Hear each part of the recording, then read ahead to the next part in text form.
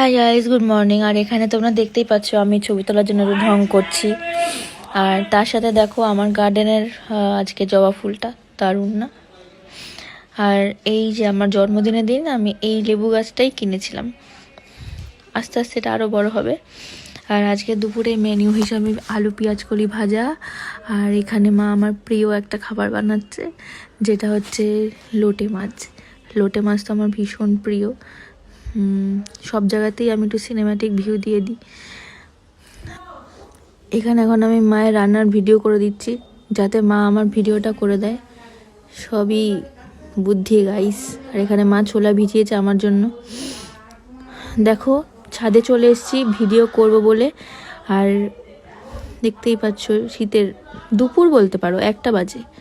আর এই যে এখানে এদের মনে হয় ঝগড়া হয়েছিল গাইজ। আমি এখানে হাদার মতন দাঁড়িয়ে আছি।